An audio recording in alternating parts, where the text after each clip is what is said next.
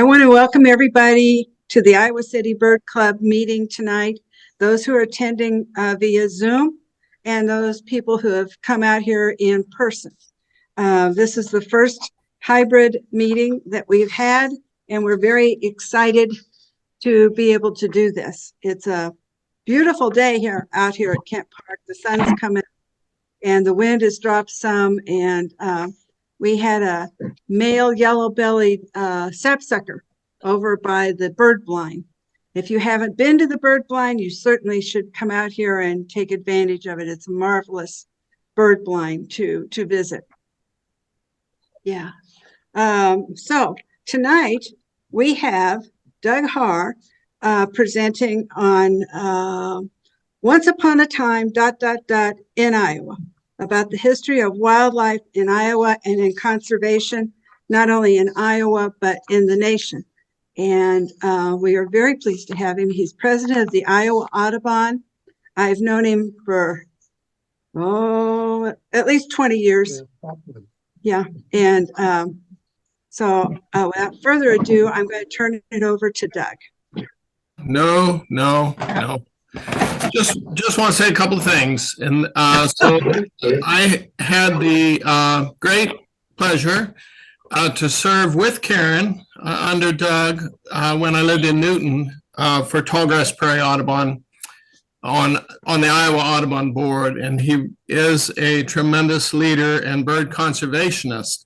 And during that time at one of the meetings, I happened to meet Bruce Ayersman, whom I already knew from his fame from bird atlases and just his knowledge of bird nests and such. And when I met him, he shared with me that the best 10 years of his career were working under Doug's leadership at the DNR. So that was really something. And then perchance separately at an Ames Audubon meeting, I visited, and Doug brought Marlene Ayersman to come have dinner with Debbie and I. So that was a tremendous treat to meet him. So anyway, I'm crazy about the guy. Karen obviously served with him a lot longer. Yep, fantastic person. A great man in bird conservation for sure. He's done a great deal for conservation in the state of Iowa.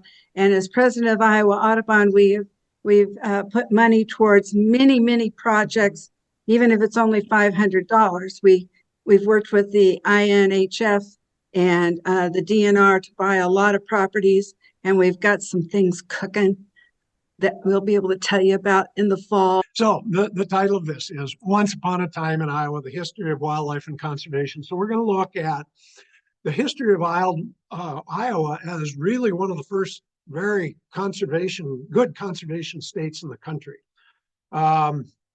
Today, we've fallen a lot because of what's happened to the state over the years, how the landscape has been changed, how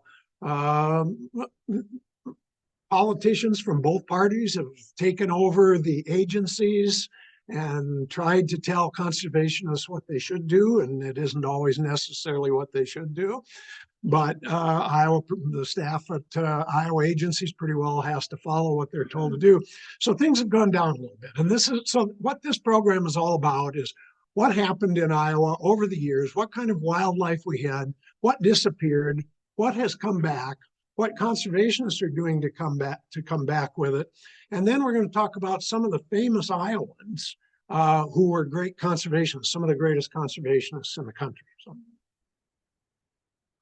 So when settlers first came to Iowa, especially over on the Missouri River area, it was very common to see gigantic migrations of all kinds of birds, waterfowl in this particular case, snow geese, which still go up and down the Missouri River in big numbers. That's something that really hasn't changed. In fact, snow geese numbers have actually increased in recent years to the point that they are overtaking some ground up in their Arctic nesting ground and sort of bulldozing out the other native birds that live up there. So there's actually been spring hunting season started on these geese. But anyway, this is something that, you know, when people moved to Iowa, there was birds, there was wildlife all over the place. So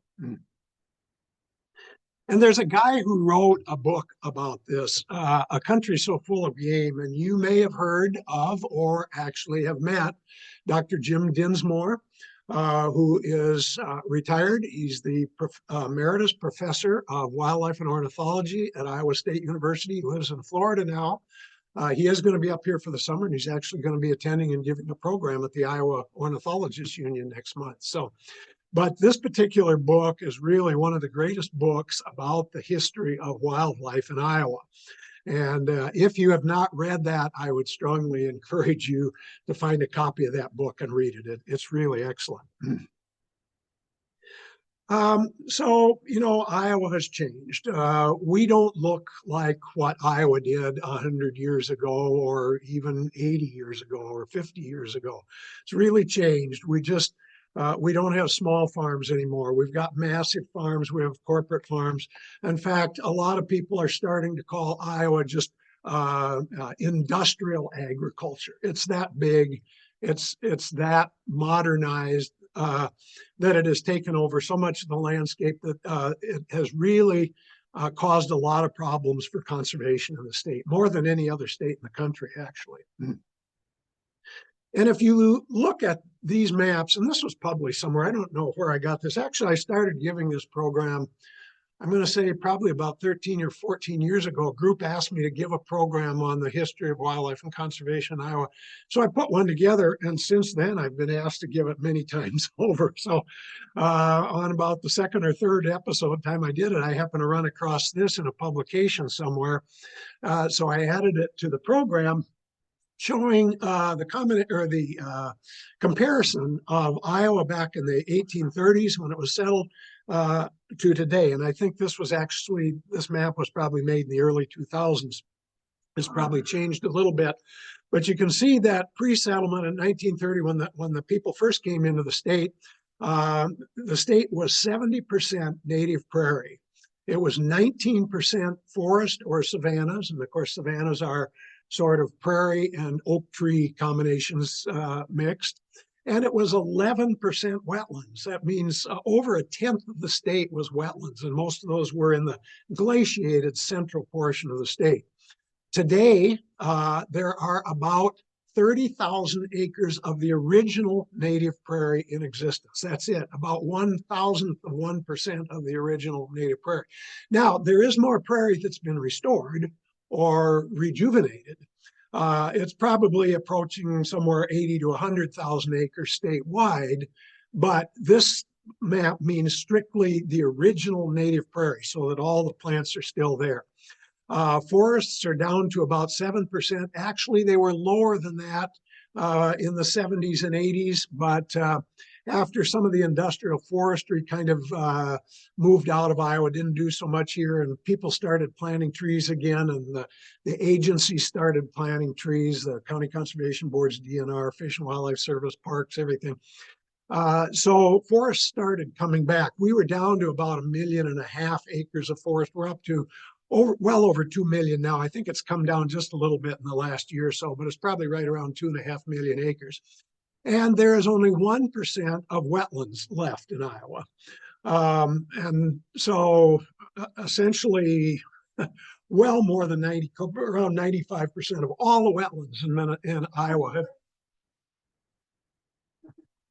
Oh, okay. So that has really changed. So what we're going to talk about today, what we're going to look at first, is some of the different areas of Iowa, the types of habitat that is there, the type of animals that were there historically, the types of animals that are there now. Some were gone, some have come back, some have disappeared completely. We're going to go through that, and then we'll get into some other things. So we're going to look at some of these different points that are marked on this map. We'll go through them one by one. If you get up into northern Iowa, especially north central Iowa, the glaciated region where the Wisconsin glacier retreated about 12,000 years ago. It left a lot of big glacial hills and low areas, a lot of rocks and things in the ground, so it isn't easy to farm. So there is still some prairie left up there. This happens to be Anderson Prairie Preserve, State Prairie Preserve, which is in Emmett County. north of Esterville, about 6 miles northwest of Esterville. And it's about half a square mile of native prairie that's still almost all original. Some of it has been restored, but the big part of it's original. So that's what we saw, not only just in the north central portion of the state, but also the whole western half of the state really was a lot of that kind of prairie. And some of the animals that were historically there, and some of these still are, although I'll tell you about them individually. Believe it or not, we had wolves in Iowa. There were plains wolves, which is just kind of not a subspecies, but kind of a subvariety. It's very closely related to the gray wolf or the timber wolf, which is found in Canada. Gray wolf is the overall name, and then there are subvarieties like the timber wolf, the plains wolf, things like that. And so there was wolves in Iowa, in our prairies. They were wiped out very early in the state's history. There were elk in Iowa. In fact, there were far more elk in Iowa than there were white-tailed deer historically at the time the state was settled. That was one of the most common animals here. They were completely wiped out by about the turn of the century, too. Some other birds that have disappeared, but or some other things that have disappeared, but are still holding on. Henslow's sparrows, which is a species which has been considered of greatest conservation need in Iowa and many other states. But it's come back in Iowa quite well with native prairie restoration and with CRP fields. For the farmers who have CRP, these, after the CRP grasslands are a couple of years old, 2 or 3 years old, the grass start getting old and piled up on ground a little bit. That's when the Henslow sparrows start showing up. Right now, about 40% of all the Henslow sparrows in the United States nest in Iowa. So we really have the largest population of this species of greatest conservation need because its numbers are still low, but we have the largest breeding population in the country. Greater prairie chickens were historic in Iowa. The last ones were seen sometime in the 1960s in southern Iowa. There were also a couple of other reports that were never completely confirmed in northern Iowa, one in Osceola County after I started working up there, but I never saw it. However, there may have been a prairie chicken up there. Could have come in from South Dakota, which isn't that terribly far away, where there still are quite a few prairie chickens. But down in southern Iowa, where prairie chickens had been in existence into the 60s and then disappeared, back in the 80s and 90s, Iowa DNR decided to start bringing in prairie chickens from Nebraska and releasing them. Also working with the Missouri Department of Conservation down there, with the Nature Conservancy and county conservation boards, in trying to create massive prairie grasslands down there and keep these prairie chickens that were being brought in, keep them there and get them to reproduce naturally, which they have been. The numbers are down a little bit again in the past few years. We don't know if they're going to stabilize and keep going down there or not, because a lot of the grasslands are being removed again in Ringgold County. And that is the county that has the largest percentage of grasslands of any county in the state. So we're going to have to see what happens to the prairie chicken. Now, we're going to talk about a couple of people that came to this state early, which kind of made it famous for some different things and looked into wildlife that was here. This particular guy was kind of a famous painter back in the 1800s.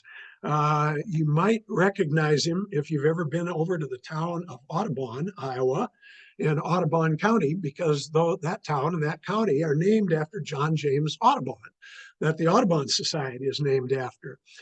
He is probably the most famous historic bird artist in the world, perhaps. His paintings are just incredible, really. And he was doing those from the 20s to about the 1840s or 50s for about 30 years.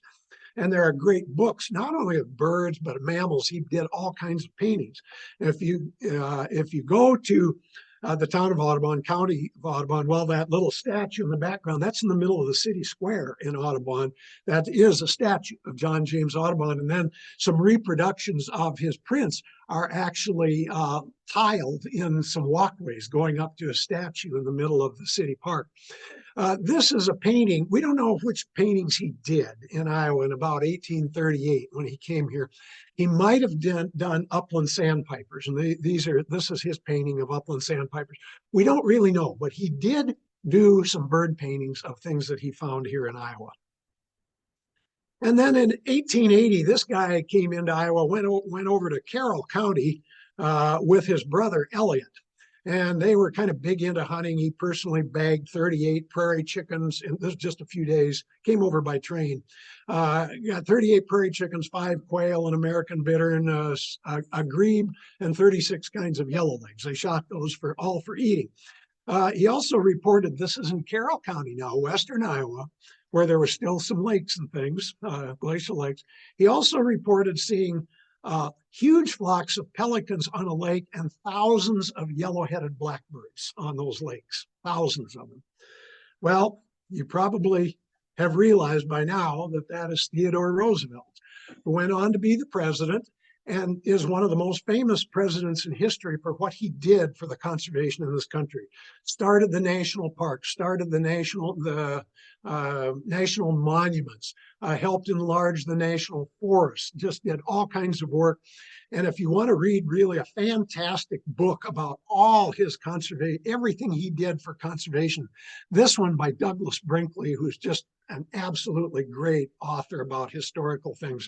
I've read several of his books, but this one called The Wilderness Warrior. It's all about everything that Theodore Roosevelt did to bring conservation to the United States. And just think of that. He came and hunted here in Iowa and was really impressed by the wildlife that was here at the time. So up on the Des Moines lobe, the glacial lobe, where most of the state's wetlands, natural wetlands were originally. I mean, there's wetlands all over the state, but the biggest number of them, probably 90% of them, were all up on the glacial lobe. And this happens to be a marsh about 10 miles from where I live. I live in Ogden, which is on Highway 30 west of Boone.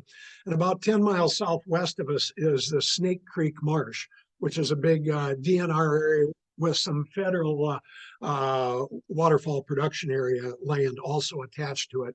And this is a picture I took a few years ago when I was out in the kayak there. Last couple of years, it's been dried up because of the drought, but it's pretty typical of a standard glacial marsh. And so here's a lot of the wildlife, or the birds, especially the aquatic birds that were here when the state was settled.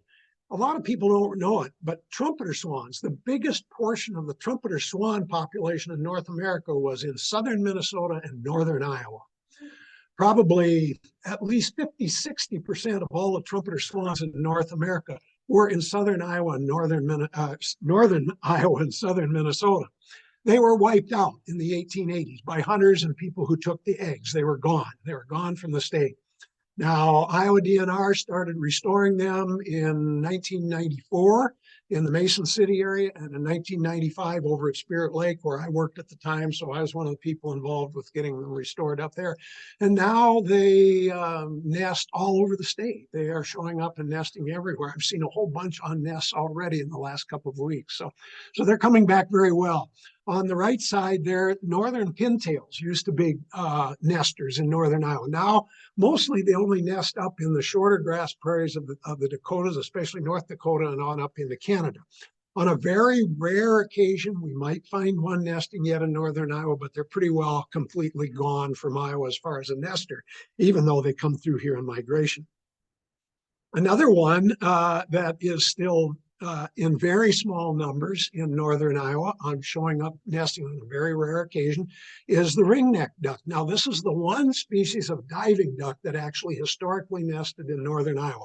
Almost all the rest of them nest on up into Canada, into the big lakes, of the northern states and on up into Canada. But ringnecks nest a little bit further south, and they nested historically in southern Iowa, still show up on a rare occasion up in the Iowa Great Lakes area sometimes. Northern shovelers were very common nesters in much of Iowa, the northern half of the state. They're pretty well gone, although we do have them occasionally nesting up in northern Iowa to this day. So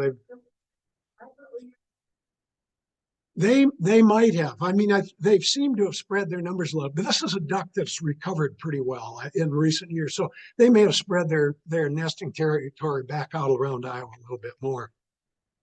Then some other things that were on our marshes that were historic here in Iowa. Wilson's phalaropes, a very pretty little shorebird that a lot of people like to see.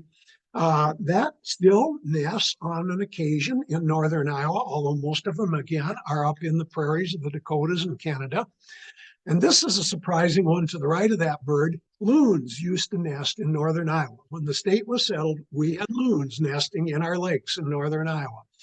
Of course, they were hunted out in the early days, chased out, and were gone by the turn of the century. And they still stop through here in good numbers on migration. We see them, you see them on Coralville Lake. We see them on Saylorville Lake over lots of lakes up in northern Iowa. You'll see big numbers up there in migration. Now they only nest about as far south as central Minnesota. Actually, where I grew up in central Minnesota on a little marshy lake, we had a pair that nested, pair of loons that nested there, almost always had a pair of youngsters with them every year. Lower right, or lower left, whooping cranes. Whooping cranes also were historic nesters in northern Iowa, in the marsh country up there.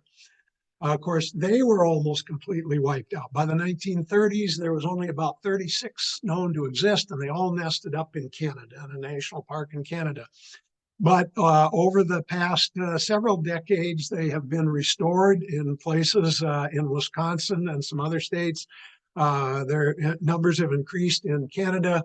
And so we actually see them migrating through Iowa. And you may have seen, if you've been on the Iowa bird site, anything this year, or Facebook pages for birding, that whooping cranes have been seen over the last couple of weeks in eastern Iowa, over along the Mississippi River, maybe a couple of other places I don't recall. And I've seen them in northern Iowa too on migration a couple of times. Yes, the ones that we're seeing here recently, yes.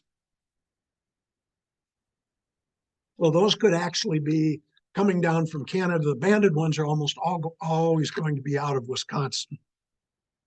And then river otters. River otters had essentially disappeared from the state completely, from our lakes, from our rivers, our streams. And they didn't come back until the 1980s when Iowa DNR began restoring them. They actually traded, I forget what it was. We traded some wildlife from Iowa, some species that we had a lot of here, to, I'm trying to think, was it Louisiana? Might have been Louisiana or Mississippi. We traded with one of those states anyway, and brought river otters up here and started releasing them. And now we have river otters all over the state again. You can find them in many, many lakes and streams, rivers, everywhere. So they've really spread out and come back. So that's been pretty lucky.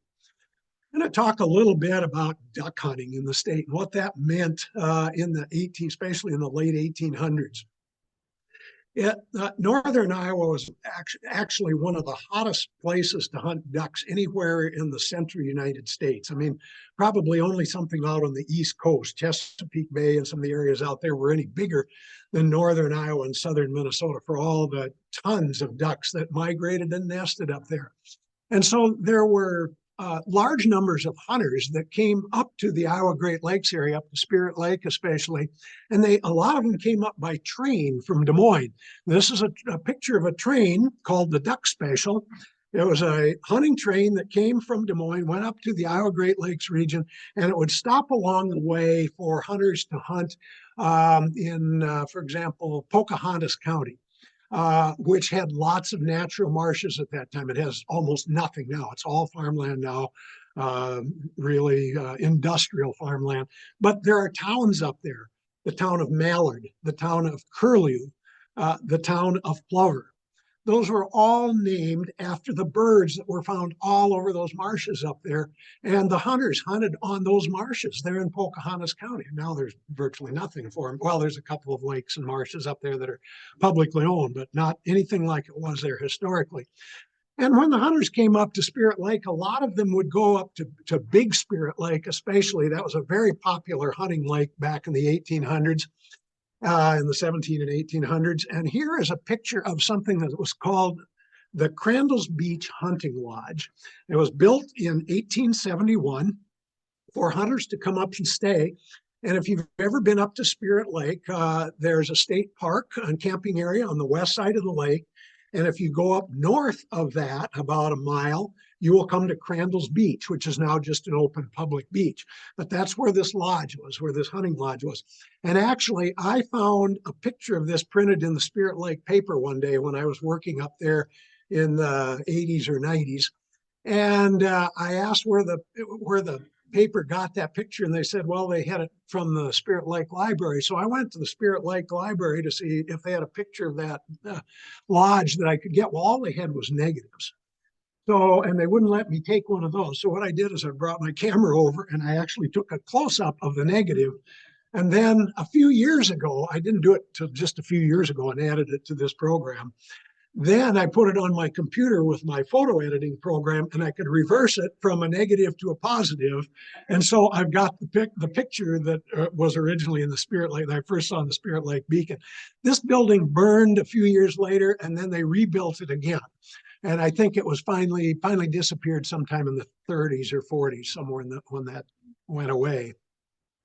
So Big Spirit Lake was the hot spot for duck hunting up there. And one of the reasons was there was a certain plant that grew in the very clean water at that time called eelgrass. And eelgrass is a tremendously popular plant for waterfowl that eat, especially waterfowl that eat plants. Now, you know, some ducks eat fish and other things, but in particular, canvasback ducks. This is their favorite food, is eelgrass. Well, so with a huge amount of eelgrass up there, they got massive numbers of canvasbacks. Now, this wasn't taken at Spirit Lake. And this isn't a picture I took either. It's just something that I downloaded. Somebody to credit for it. But anyway, this is what people say it looked like on Spirit Lake and East Okoboji Lake back in the 1800s, the early 1900s. And this is actually a picture from the Spirit Lake area, I think. And that's somebody who'd been duck hunting one day, and almost all of those are canvasbacks on that wall. That's how big the duck populations were and the migrations up there in that lakes area. And there was a guy up there by the name of Fred Dude Gilbert. His nickname was Dude, Fred Gilbert. And he was also known as the Wizard of Spirit Lake. He was one of the greatest trap shooters in the United States, competition type trap shooting. He was also a very famous market hunter. He hunted for ducks and for prairie chickens and everything else in southern Minnesota and northern Iowa. And then he would pack those up on barrels of ice and ship them to Chicago and Minneapolis to be served in restaurants at high prices for food. And he was known in one 3-month period, one season in the 1890s, that he killed over 3,000 ducks in one season. So that was the type of hunters we had up there in those days. Now, I will say that because of water pollution and all the drainage of agriculture into our lakes, even though the lakes up there in the Spirit Lake area are in pretty good condition, they can't grow eelgrass anymore. In fact, when I worked up there, we tried to grow eelgrass in some different places. It would exist for a year or two and then be gone because of all the agricultural pollution. It just couldn't exist. So, so we don't have the numbers of canvasbacks up there anymore. Although on occasion, 1 or 2 pairs will still nest up in the Spirit Lake area. We occasionally run into them there. So now we'll go down to the southern Iowa Drift Plain. That is south of everything south of Des Moines. That wasn't hit by the Wisconsin ice sheet. And this is what the prairie, or what the natural countryside looked down there. It was a combination of forest, savannas, and native prairies. This photo I took down near Stevens State Forest, I believe. I think that's Stevens State Forest in the background. I took that shot several years ago. And oops, I gotta go back one here. I did that wrong. Still did it wrong. I gotta go back the other way. One more. Okay. This is the types of wildlife that were very common there at the time of settlement. Well, they're still there in pretty good numbers now. This is one area, because of it, it does have a variety of habitat, so there tends to be more wildlife probably in southern Iowa than a lot of other areas. It had white-tailed deer. That was probably where the majority of the white-tailed deer were historically in Iowa, because so much of the prairie was actually elk country. But white-tailed deer, of course, by the 1930s were pretty well entirely gone from Iowa. There was only a few hundred left in the whole state. So hunting was banned until, I believe, about 1952, the early 50s anyway, when there was over 5,000 deer then. And today there's usually somewhere in the vicinity of around 300,000 whitetails in Iowa. And the hunting seasons are always very big here in Iowa because they actually have to keep that number of deer down. Northern bobwhites were very big down there, and they actually extended all over Iowa. But they need a variety of habitat. So as most of Iowa turned into massive farm country, they pretty well started more or less just showing up mostly in southern Iowa, where there was still mixtures of forest, smaller fields, sometimes diverse crops, some little patches of prairie and everything. And that's really what quail really love, is that kind of diversity. So they're still existing in southern Iowa. Their numbers have been down in recent years. They've started coming up a little bit again. So we've got to wait and see what's going to happen with bobwhites. They do show up in central Iowa and even in northern Iowa on a rare occasion. I hear them around the Des Moines area periodically, and even up around Boone and Ogden, where I live up there in Boone County. Wild turkeys had disappeared from the state completely. They'd been hunted out of the state by the turn of the century or afterwards. And then in the 1970s, DNR began restocking them. They got them, I believe, from Kentucky originally, Kentucky or Tennessee, brought them up here and started releasing them. They were putting them into forests of 1,000 acres or more because they thought the turkeys had to have that much timber to live in. Well, today, everyone knows turkeys can live in 50 or 100 acres of timber, and they are spread all over the state. Anywhere there's trees, you're going to have turkeys. So that's a bird that's really come back all over the state. And then northern mockingbirds were extremely common in southern Iowa. They are still found down there, not in as big numbers as they once were. And they are found all the way up into central Iowa. I actually had one in a friend's yard about 3 miles from where I live in Ogden last spring, and went and took some nice portraits of it feeding in their backyard. But if you go to southern Iowa, anywhere in southern Iowa, you'll find mockingbirds. I think you find them occasionally over in this area too, don't you? Yeah. Okay. Yeah. I know Fawn Bowden very often has that on a website or Facebook or something. So back again here. Come on, go back. Okay, next site we're going to look at area is the Mississippi alluvial plain, which hosts backwater swamplands from the Mississippi, water that floods up into the backwaters of the old river corridor there. And it hosts lots of swampland, wetland, and forest wildlife species, a nice diversity of stuff. It's always had these things down there, although some of them disappeared and some have come back. Great blue herons have probably never completely disappeared from the state. They were hunted at one time, but when hunting was stopped, they started coming back in Iowa pretty well when that was banned by the 1920s. And so they've always done well, and they've always been in big numbers along the Mississippi River. So that's okay. Prothonotary warblers, that's probably the primary nesting range for them in all of Iowa, is in the southeast corner of the state, because they like to nest in hollow trees along swampy areas. And so that's where you're going to find the biggest numbers of them. Now, you find them right here at Coralville Reservoir. I've taken pictures of them several times up here and at Saylorville Lake and even at Ledges State Park, just a few miles from where I live. They nest there occasionally too.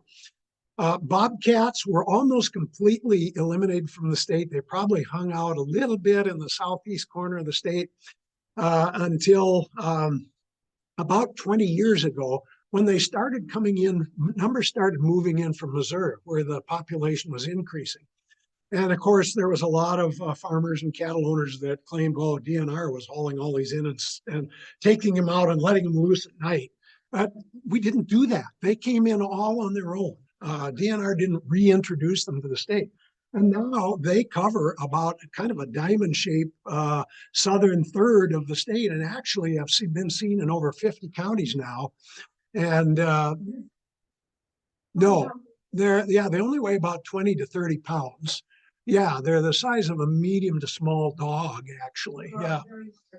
Or a very large cat. If you've got a 20-pound cat, which occasionally does show them. Yeah. And then a rattlesnake, which is very rare in Iowa. It's an endangered species in Iowa. It's threatened under federal law. Maybe it's being considered, has been for some time, whether they should make it an endangered species. And that's the eastern Massasauga rattlesnake, which is a swamp rattlesnake. I've never seen one myself. They occur on some DNR lands, mostly in a couple places in southeast Iowa, but also in the Wapsipinicon River up near Tripoli, the big state wildlife area up there. I think the name of that one again. But well, anyway, that's about the only other place it's known in the state. This is a rattlesnake that hides in mud dens and stuff. There's almost no danger to people ever even seeing one or stepping on one or anything like that. They're not a terribly dangerous rattlesnake. Of course, you still wouldn't want to be bitten by one, but you will probably never see one in Iowa. Although we actually have 3 different species of rattlesnake in Iowa. This one and the prairie rattlesnake are the 2 rarest. The timber rattlesnake is the most common one. Now we'll go up to the Paleozoic plateau up in northeast Iowa, which was the area that was not hit not only by the Wisconsin glacier, but by one of the previous glaciers a few 100,000 years before. So it's a very rugged country because the limestone rock or earth forms up there have over the centuries, thousands and thousands of years have eroded away. So we've got these beautiful river canyons and stuff. This is the Upper Iowa River, probably the most beautiful canoeing or kayaking river anywhere in the state. There's a photo I took on it a few years ago. Love to paddle on that river up there. But anyway, that corner of Iowa has some pretty interesting wildlife that is there today and was there historically.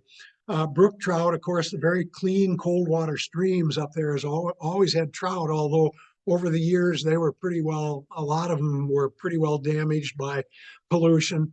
But over the years, DNR and county conservation boards and even Trout Unlimited organization, a lot of people have cleaned up those streams, have restocked trout, and now we have brook trout and other trout in those streams up there in pretty good numbers again.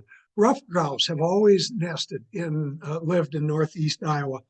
But in the past couple of decades, their numbers have dwindled tremendously.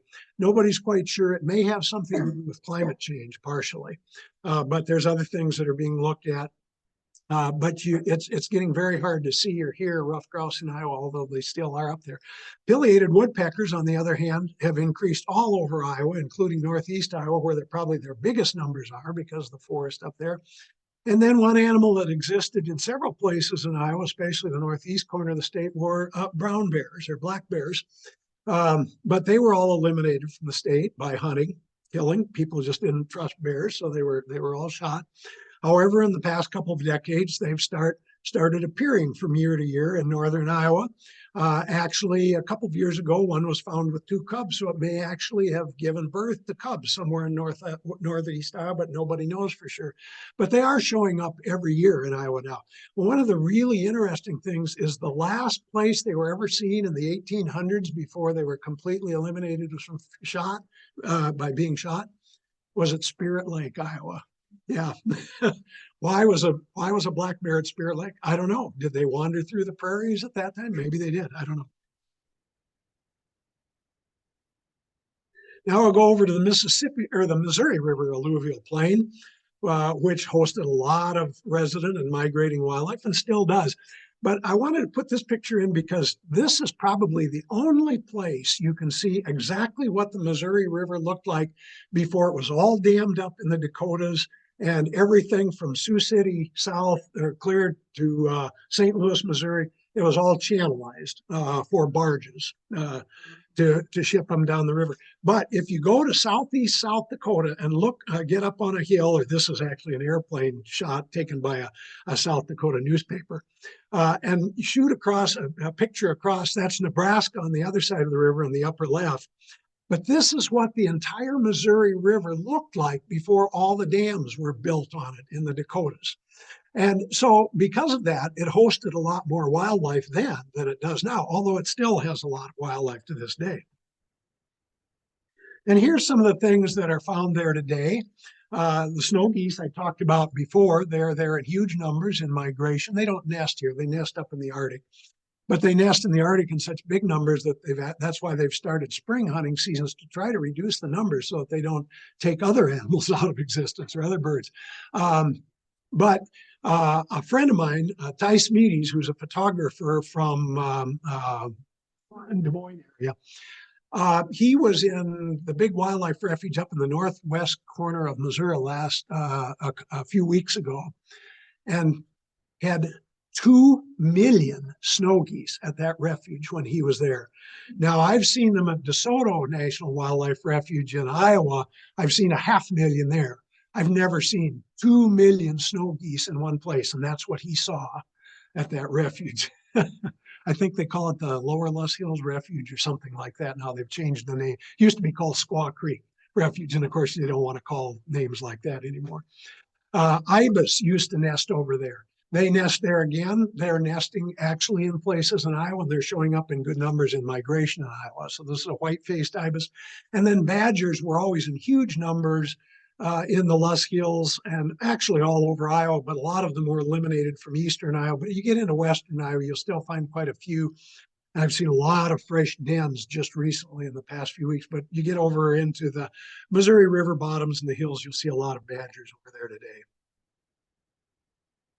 So now we go a little bit further up and we get into the Luss Hills. We get out of the river bottom and we're going up into the Luss Hills, which offers one of the greatest, most unique landscapes on Earth, because the only other place this landscape exists is in China. That's the only place in the world that has a big set of Luss Hills that are actually bigger than ours. But we have the second largest set of Luss Hills anywhere on Earth. And it was almost all prairie at one time. It was occasionally there was occasionally savannas, oak savannas on it.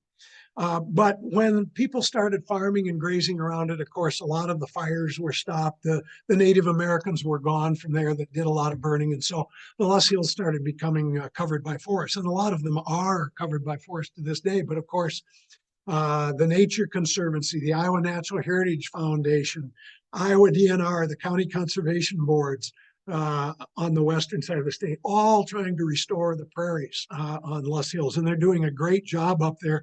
One of the ones that does the very best job is the Nature Conservancy for their big Broken Kettle wildlife area or preserve, state preserve, which is about a 5,000 acre native prairie area north of Sioux City. Now, a lot of that's native prairie, but a lot of it has been restored too. But they've done such a good job on that up there, along with DNR and county conservation boards, which own adjoining land as well.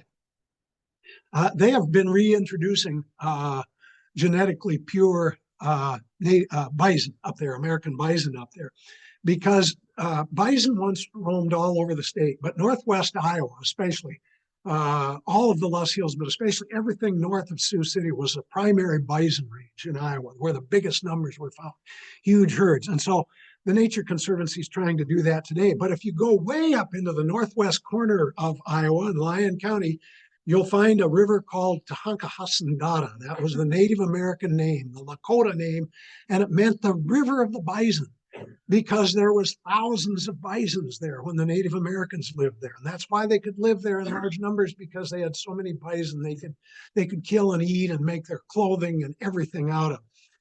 This river today happens to be known as the Big Sioux River, by the way, the western boundary stream that comes down from South Dakota and pours into the Missouri River at Sioux City.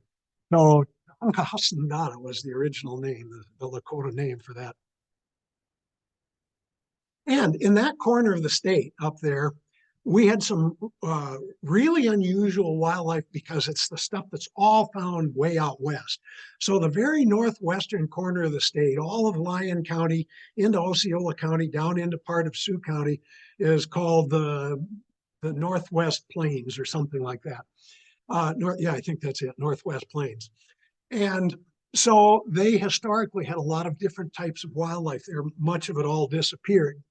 Pronghorn antelopes ranged into northwest Iowa at the time it was settled, up to the Rock River, which goes through the middle of Lyon County. The town of Rock Rapids, the county seat there, the Rock River flows through that, across the middle of the county.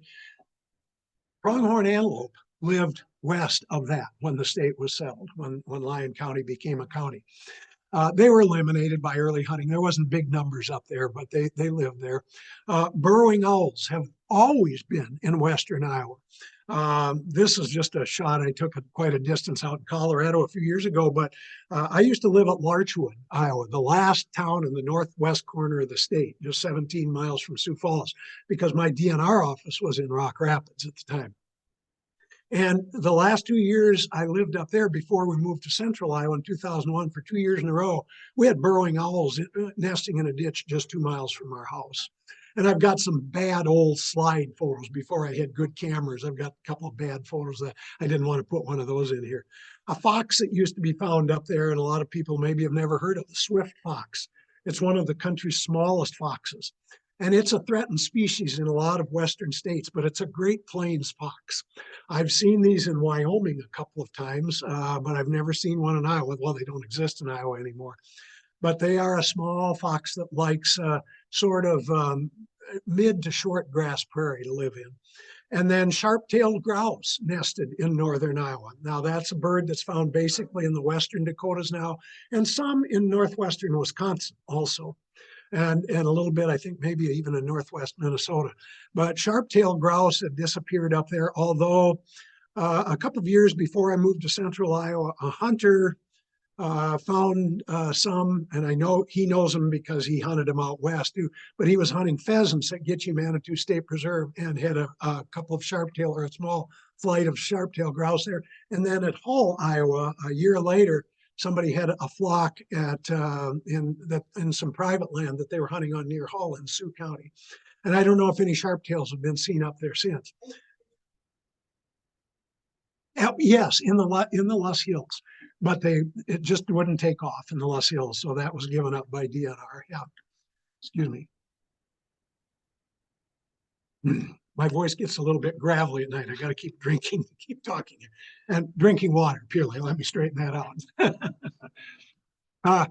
Richardson's ground squirrel is another mid to short grass prairie animal that did actually exist in northwest Iowa. I don't know if they're seen up there anymore. I saw them in Osceola County a few times in the years I worked up there, and I saw them once or twice in Lyon County. The last few years I worked up there, I had not seen any anymore. They were pretty well wiped out by farming and grazing up there. So now you've really got to get into the Dakotas and into North Dakota, and that's North Dakota's official state animal is Richardson's ground squirrel. Yeah, so. Okay, now we're going to talk about, I've only got about 10 to 15 minutes left to be done by an hour. So try to get through this a little bit quicker. Some of these people you may know or have read about in the history of Iowa. Congressman John F. Lacey, he was a U.S. House of Representatives member from Iowa. He served two separated terms in the late 1800s and early 1900s. And he was the person who wrote a bill in 1894 to protect the wildlife at Yellowstone National Park. And then he went on in 1900 to write one of the most important wildlife acts ever passed in this country, still in existence today, called the Lacey Act. Although there have been some past presidents that have tried to take that out. I won't mention who one recent one might have been, but it didn't work. Anyway, this made interstate transportation of illegally taken game in a state. It made it a federal offense. And so that kept people from killing people in Iowa and transporting it to Illinois or something like that, or vice versa. And that act is still in place. So people cannot transfer illegally taken wildlife. If they do, they are caught and penalized for it. And so in, what was it, in the 20s or 30s probably, Lacey Keosauqua State Park was named in his honor down in southeast Iowa. And then, of course, probably the most famous Iowan of all, Iowa conservations, Aldo Leopold, father of wildlife management, who came from Burlington, Iowa originally, where his dad had a furniture plant. I actually have a small roll-top desk in my house that was made by his dad's family. Yeah. In the early 1930s, Leopold was hired by several states to do wildlife surveys and then make recommendations about how to protect land to keep the wildlife going in those states. Iowa was one of the states that hired him for 2 or 3 years on a contract. He worked all over the state, but especially up in the northern part of the state. And over at Spirit Lake, just on the west side of the city of Spirit Lake, you will find what today is called the Jemerson Slough Wildlife Management Area. At that time, Jemerson Slough was about a 300-acre marsh that was owned by the state, but that was it. There was no upland owned around it at all. And it's just on the very west edge of the city limits of the city of Spirit Lake. And so Leopold was up there and he looked at it because a forerunning group of, I think it was a forerunning group of the Isaac Walton. I think it had a different name at the time, or maybe it was maybe Ducks Unlimited. Anyway, one of those organizations had a different name back in the 20s and 30s. And they convinced him to come up there to try to look at this area and see if they couldn't protect some more land around some of the great wetlands up there. So he went to Jemerson Slough because that group of people had 50 acres that were for sale up there. They found 50 acres that were for sale and joining this marsh. And they wanted his opinion on whether it should be purchased. So Aldo Leopold did that. He went and looked at it. And this is the paper that came from DNR's files that I found when it was about to be thrown away in 1978, when they were moving from their old office in Des Moines to their new office and were throwing out boxes of stuff. And I pulled this out and saved it. So it doesn't have a signature on it, but Aldo Leopold typed this document and I still have it. But it's his opinion of this particular piece. And if you go, well, you're not going to be able to read it probably, but what I circled in the south end, it says that he'd looked at all this and he said, talked about the wildlife there and everything that could benefit. But out at the bottom, he said, well, 50 acres, the asking price is $3,000. He said, too expensive, don't buy it. Today, that 50 acres on the west side of Spirit Lake, the biggest tourist county in the state of Iowa, that land, given the combination of farmland, industrial land, expensive housing up there, that 50 acres today would cost $6 million.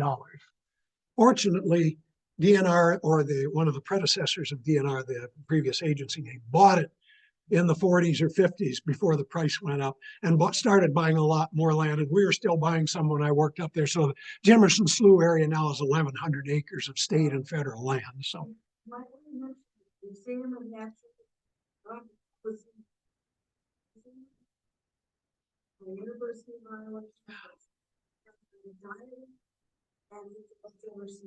Okay. Yeah, for the people on Zoom, you probably couldn't hear what Karen was saying, but the museum, the Natural History Museum here at the University of Iowa, has a diorama, a big diorama, you said, of Jemerson Slough. Okay, that people can look at. Dr. Bover.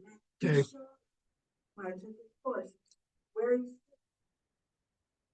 Okay. Okay. Okay, so Karen took a course from the guy who did that when she was back in graduate school or whatever you were doing at that time. Yeah, so anyway, we got to keep going here. So Leopold went on to write some great books. He wrote the first book about wildlife management. It was called Game Management, but he talked about more things than just game. And that was what started the profession of wildlife management in the 1930s at the University of Wisconsin.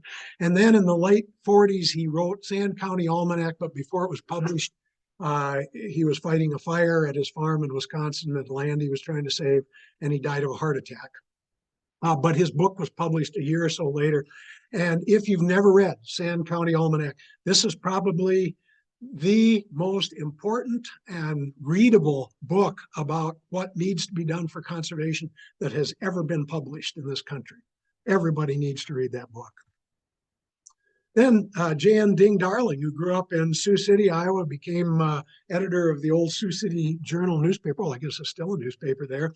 He ended up later working in newspapers for New York and Des Moines and then New York. And then he came back to the Des Moines Register and Leader in 1919. He won some Pulitzer Prizes in the 20s and 40s for his great editorial cartoons. And he went on to found the National Wildlife Federation. And he also was awarded the National Audubon Society's medal for his lifetime conservation achievements.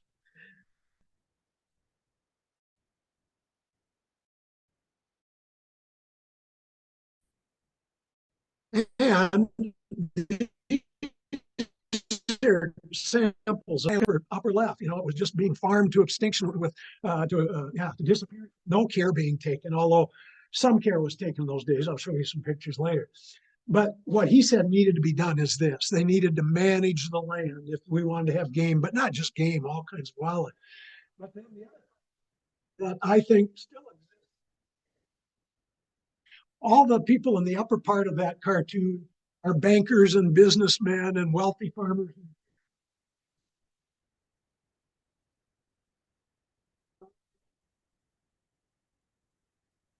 Have to go into politics. Man, that's still kind of the case today. And that's what's so severe on wildlife. When politics, it doesn't matter. I don't care what party you're talking about. If we could keep politics out of conservation and let professional conservation people do it, we would have a far better environment in this state and in the world. Darling went on to create the first federal migratory bird hunting stamp or duck stamp, which is also used to fund wetlands that provide habitat for a lot of other kinds of wildlife too. Then he was eventually appointed by President Franklin Roosevelt as chief of the U.S. Biological Survey, which went on to become the U.S. Fish and Wildlife Service. And then there was Paul Arrington. Paul Arrington was a professor of zoology at Iowa State University for most of his career, but he came from Brookings, South Dakota, South Dakota State. So he was very famous up there when I was in college. And there's a gigantic marsh named in his honor near Brookings. In fact, there's an Arrington Marsh over here by Des Moines. But the one up in Brookings, near Brookings, is 2 or 3 times the size of the one down here, because he's just as famous up there as he is in Iowa. But he also published more books on wildlife management, things about muskrats, bobwhite quail, minks, great horned owls even. And his book, The Scientific Book of Predation Life, as it says here, transformed the way scientists understood the balance of nature. So he was another person as important as Aldo Leopold, another Iowan who did such a great job at teaching everybody conservation. Now, here's one that a lot of people don't know of, or maybe have never heard of before, Ira N. Gabrielson. He came from Sioux Rapids, Iowa, in south of Spencer. On the Little Sioux River.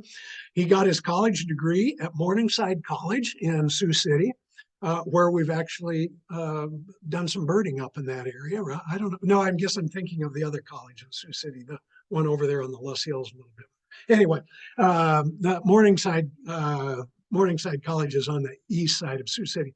And then he came on to do his master's degree at Iowa State University. He went on and taught biology at Marshalltown High School, the high school classes there. And then he was appointed by Franklin Roosevelt to head up the Bureau of Biological Survey, now known as the U.S. Fish and Wildlife Service. And he became their very first official director. And along with Ding Darling, he established the Patuxent Wildlife Research Center in Maryland, which is one of the most famous government wildlife research centers in the country, actually in the world. And then he left government service in 1946 to become president of the Wildlife Management Institute, which is a private organization that pushes wildlife management. And then he helped found the International Union for the Conservation of Nature, which is a worldwide organization to this day. It's fighting climate change. And he also worked and founded and served as the president of the first World Wildlife Fund here in the United States. So this is another guy that a lot of Iowans have never even heard of, but he should be just as famous as those other ones that I just talked about. Gabriel, no, I don't know if they named a Gabrielson Marsh after him. I don't know of one. So now we're just kind of starting to wrap up here a little bit. You know, we go back to look at the old farms and things. This is a picture of a living history farm on the northwest corner of Des Moines that I've been to and took this picture of. This is what a lot of the farms looked like into the 1930s, although they were starting to destroy a lot more streams and things at the time. And actually, I think this is more what it looked like at about the turn of the century, before farmers got into things a little bit more intensely. But of course, today, unfortunately, this is what 90% or 80% of Iowa looks like. That just massive thing that so much habitat has gone from. But back in those early days, this is a photograph from, I think, from the teens or 20s, when farmers were just farming with mules. They hadn't started to use tractors yet. So they couldn't farm big areas. They kept prairie and they grazed cattle on it. They would raise oats for their cattle, a variety of crops. Beans weren't grown then, soybeans weren't grown. They'd grow corn for their cattle and for themselves, and that was about it.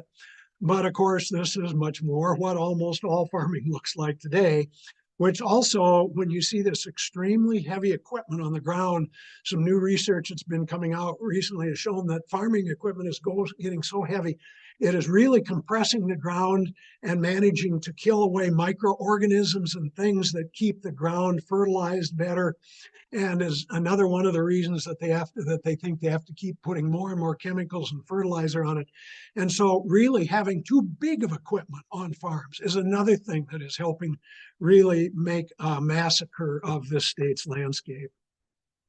And of course, our original streams in Iowa all looked like that. But a number of years ago, when I was flying some duck surveys over northern Iowa for DNR, I took this picture out the window because that's what happened to so many of the streams across Iowa, especially in all the glaciated area of north central Iowa. So, yeah, you can see the old stream bed. You can see what they did to it and how that rushes the water down. It rushes the pollution down faster. It doesn't store it anywhere. So it just all goes into the rivers faster and goes down to the Gulf of Mexico faster, causing all the problems down there. All effect of bad conservation by landowners in this state. And if you go south of Des Moines, down into the southern area with lots of forests and prairies, and even a few wetlands and streams and things, where you might hope to find a lot of quail, and you used to find those right up into the Des Moines area. But, if you go to the southwest corner of Des Moines today and see these houses that were built 20 years ago, and they put this road through there and they named it Quail Park Drive. There's no quail left there anymore. There was quail there before they built all those houses.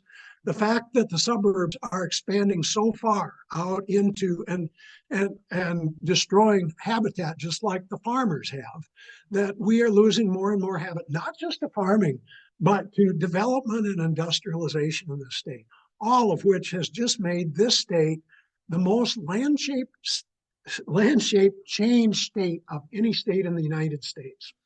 No state has ever changed all of its landscape to the extent that Iowa has. We're famous and infamous for doing that. So just to finish up here, a couple of last slides. This is just a partial list of Iowa's wildlife losses. So you'll see, I'm not going to go all, but you'll see the ones that some of them I talked about, the last date they were seen. A mountain lion. The last one, apparently there's some records they're not sure of, but the last mountain lion in 1867 was supposedly reported from Osceola County, up around to the west. That's to the west, the next county to the west of Spirit Lake. Yes, mountain lions are coming back into Iowa because they're almost all coming out of the Black Hills, because the Black Hills is small enough, it can only host about 168 mountain lions. I know some of the biologists that work in South Dakota, and it can host about 168 mountain lions, but they keep reproducing and they can't keep all the young. So the young start wandering out, and many of them wander into Nebraska, into Missouri, into Iowa, and this year they've started showing up in a couple of places in Minnesota as well, and it's found out there from South Dakota. So mountain lions are starting to come back a little bit, but of course people are scared to death of them and they want to see everything killed that they possibly can, even though they'll probably never be able to live here in any large numbers at all. And they're mostly young males that are coming. There's very few females. So, okay. And then some historical items over the years, some of the different acts that made importance, just kind of go through them quickly. 1895, the first full-time game commissioner was appointed in Iowa. We were one of the first states in the country to have a game commissioner, somebody that oversee wildlife. In 1918, we had some of the first game wardens in this state too. 1918, the Migratory Bird Treaty Act was passed by Congress, and that's what saved so many of our migrating birds. Only allowed game birds, essentially migrating waterfowl, things like that, to be hunted under regulatory acts. In 1931, the Iowa Fish and Game Commission was created, and that went on to become the Iowa Conservation Commission in 1935, and then in 1986 was renamed the Iowa Department of Natural Resources. In 1937, the Federal Pittman-Robertson Act put a hidden excise tax on sporting arms and ammunition with the funds to be given back to states. States had to match 25%, to get 75% of the money from the feds. Iowa gets that. They also get now, since the 50s, money from the Dingell-Johnson Act, which has that hidden excise tax on fishing equipment as well. That goes to the feds, and then they give it to the state if the state can match with 25%. And then in 1981, the old Iowa Conservation Commission formed the first non-game wildlife program in Iowa, which in the later 80s became DNR's, became known as the Wildlife Diversity Program. I had transferred from Northwest Iowa in 2001 from running wildlife management all in 5 counties up there for 29 years. I came to the Boone Research Station to go into wildlife diversity research and was just there a little over a year before the boss in Des Moines retired, and they moved me up to be the head of the program for the state of Iowa for wildlife diversity. And that is still a very important program in Iowa. And what we're waiting for is funding for that from some different things that are in Congress and in the state legislature. The National Wetlands Conservation Act was passed in 1989, and that was really what brought a lot of wetland conservation restoration money to Iowa, and also matched my money from Ducks Unlimited and other groups, so that we were able to start restoring so many wetlands. When I worked in Dickinson County, after we started getting money, before I left, we restored about 300 wetlands up there, or created them. My followers have created over 300 more. So Dickinson County has restored over 300 wetlands. A lot of them are just a half acre, they're little ponds, ephemeral ponds, they call them sometimes. But there's marshes of 90, 100 acres or more that have been restored up there too. And then in 2005 and 2015, all the states in the country started writing state wildlife action plans in order to get annual money from the federal government. Which still does come each year. It has to be reapproved by Congress every year, but then it has to also be matched by state funds. And so the Wildlife Diversity Program tries to raise money that can be used to match that, to get that money.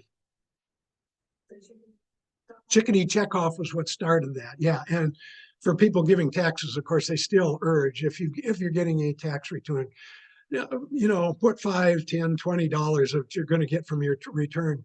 Put it in the Chickadee checkoff blank on that to help fund the Wildlife Diversity Program. But there's a lot of acts. I'm not going to go through all of these because we should be finishing up now. But there's been a lot of acts that have been passed, are in progress right now. Probably the most important one is the second one on the list, Recovering America's Wildlife Act. And there's been varieties of this that have been attempted to be passed in Congress since 1998. It was almost passed under a different name in 2001. In fact, it was in Congress. It had been passed by the House, probably was going to be passed by the Senate. And then on September 11th, the attack on New York City hit, and Congress turned money from all sorts of different plans, took it out of the bills, and they all put it back to helping New York City, which is fine. But since then, Congress has never done anything to be able to refund what they would have funded that year. But the last couple of years, they've been trying to do a build-up on that again of something called the Recovering America's Wildlife Act. It almost passed last year, but there was a few people that wouldn't vote on it because they didn't like where the source of funding was coming from something to do with cryptocurrency. So, and they didn't like that. So it failed in last year's, but it's up again this year, and they're looking forward to try and get it passed. And this has got big bipartisan support. Almost all of the House and a majority of the Senate, almost all the Democrats and at least 16 Republicans in the Senate are all behind this act.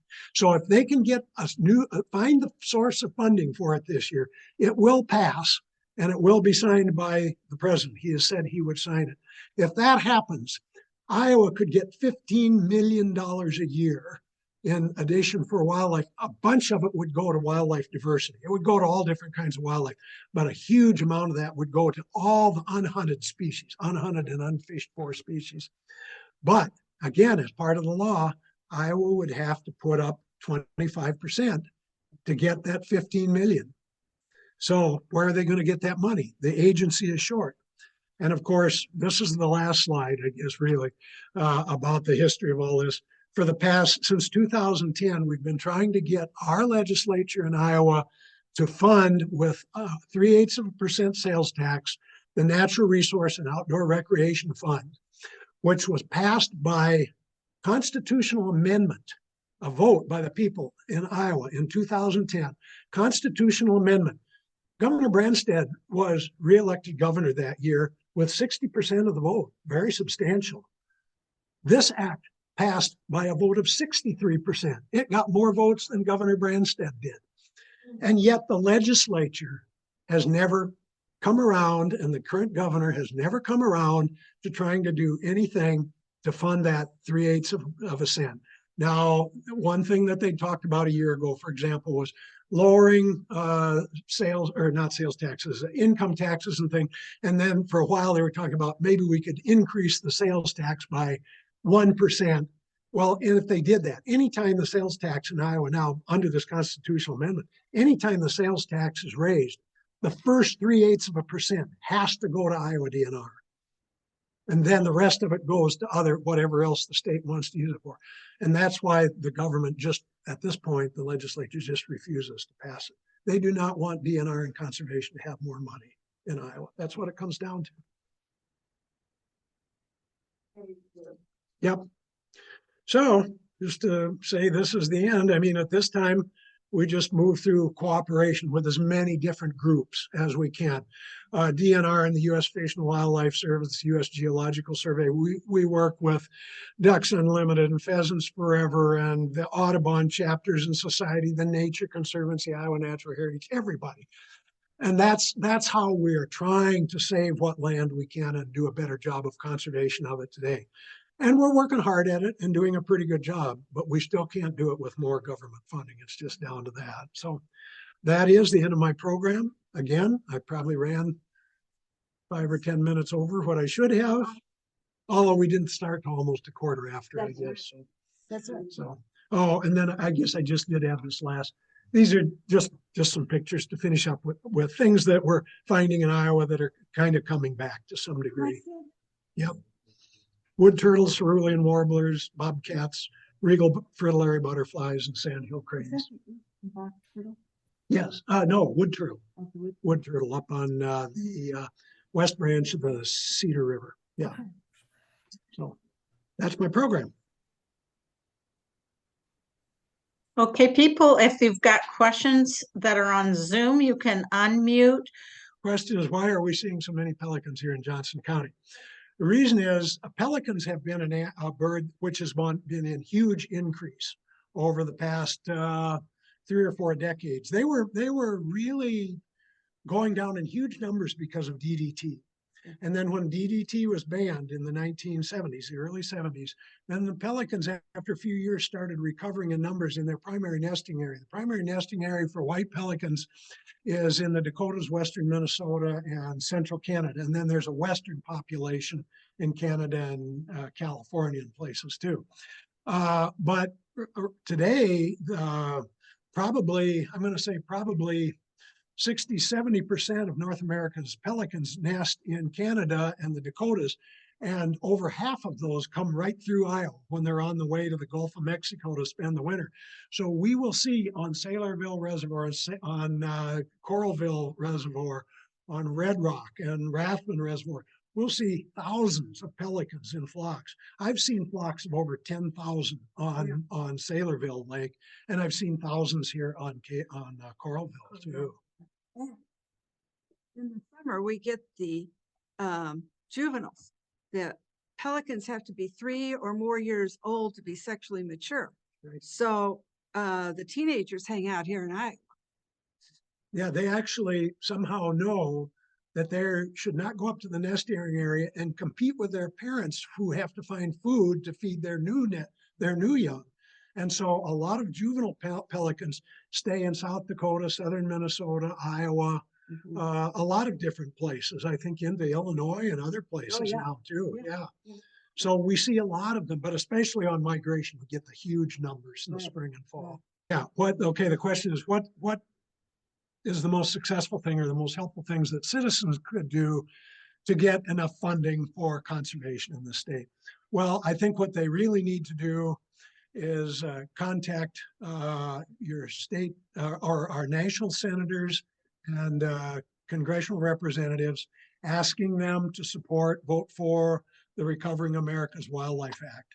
And then if the sales tax comes up in Iowa again next year, if any discussion of, contact your local representatives and senators and ask them to get the sales tax passed. Even if they're cutting other taxes, the government is, they've cut enough taxes, and there's a lot of advanced studies have been said, well, yeah, they're cutting taxes because the state has quite a bit of money they're holding right now, but that money could have to be used in the future as they're cutting taxes. And so the state's backload of money could disappear.